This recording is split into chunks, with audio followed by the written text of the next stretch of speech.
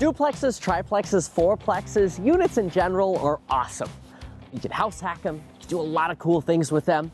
And hey, tenant moves out, you're not 100% vacant, right? All these wonderful things that we know about units. But there are two reasons I kind of hate duplexes, triplexes, and fourplexes.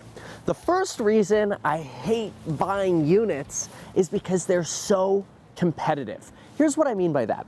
Picture a Venn diagram of buyers in the real estate marketplace. On one side, you have all the people that are looking to buy a house to live in. Usually the people looking to buy a house to live in would also consider a duplex, triplex, or fourplex because they could get the same financing on it.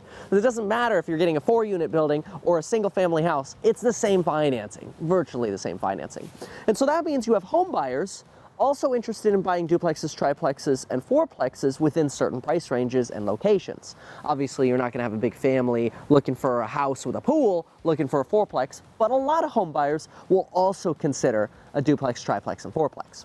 Then on the other hand, you have investors that are looking for large, like 8, 10, 20, 50 unit apartment buildings, kind of like some of these apartment buildings over here, and they're also open to the idea of, if a good deal comes up like this right here, this happens to be 8 units for sale right now for $2.4 million. Yeah, this is Southern California. And yeah, it needs a little bit of a paint job. But you take these buyers, they're usually also accepting of buying something like a duplex, which you happen to have over here. And so what do you have? Well, you have this overlapping buyer pool. So again, you got this sort of on one side, picture the Venn diagram. On one side, you got home buyers that would also a portion consider buying duplexes, triplexes, and fourplexes. Then on the other hand, you got investors that would consider the 8 units or the bigger units are also keeping an eye on duplexes, triplexes, fourplexes. So now you have this overlapping, really competitive middle ground that basically makes getting a good deal on apartment buildings between 2 to 4 units very, very difficult. In fact, all of this, look, let's just walk through this.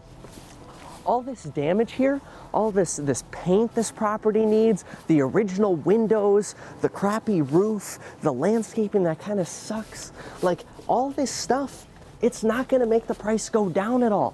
The only thing that affects price on buildings like this is going to be the rent. And unless the rents are below market value, nobody cares that the alley is trashed. Nobody cares that the asphalt back here is gross and nasty and there's dumpsters around or cars parking in front of no parking signs and you got bird cages around the floodlights for some reason. Nobody cares. People are only looking at what could they get for rent for these. And it's the same people that are either buying houses, that are competing with the people who are buying big units, who are also interested in these 2 to 4 unit deals. So basically, nobody cares about the condition, but if you buy it, you still have to deal with this crap. And so now you're not getting a good deal because there's so much competition. You're not getting compensated because the condition of the property is crappy. The only thing that matters is the rent. The only way to actually get a good deal on these 2 to 4 unit deals, because there's so much competition, is doing something that I teach in the real estate investing course, link below if you don't know about it, which is called getting a wedge rent deal. That is one of the 3 types of wedging real estate, is basically getting a building like this where, let's say you've got 8 units or it's a fourplex and you got 4 units and the rent is, say, $1,400 per door, but the rent should be $2,000 per door, and the agent wasn't savvy enough to say rents are low, rent should be $2,000 per door, then you might get the property selling at a discount. But beyond that, you tend to overpay for this stuff. Now, the second problem with 2 to 4 unit real estate, first one being that competition, hard to get a good deal on it. And this is different, obviously, if you can get it off the market, but it's hard to get a good deal on otherwise, once it's actually on the market. The second problem, folks, turnover. I get asked all the time, like, hey, if you were gonna spend $600,000, would you rather, Kevin, have a fourplex somewhere in like Bakersfield or whatever, or would I rather have a single family house and it's a $600,000 house in maybe a more desirable area? I'd rather only deal with 1 tenant than deal with 4 tenants, quite frankly. And mostly because, guess what?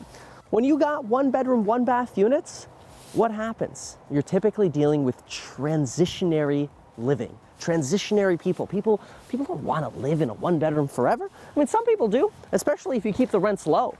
I mean, that's one way to keep tenants from constantly causing turnover, is you just keep the rents low, but then you're not maximizing your return on investment, right? And if you actually keep rents at market, what do people want to do? They want to move to newer units, they want to move to a 2-bedroom, they want to move to a 3-bedroom, they want to upgrade. You know, people don't want to be stuck like this. You go rent out a 3-bedroom, 2-bath house, the odds are somebody's going to stay a lot longer. In fact, the average time a tenant stays in a single family house is between 4 to 6 years. The average amount of time somebody stays in a 1-bedroom, 1-bath, 15 months. So there you have the 2 reasons why I don't like 2 to 4 unit real estate. Now, this isn't to say you shouldn't consider house hacking, but you got to work a lot harder to get a good deal if you want to buy 2 to 4 real estate. Good luck out there.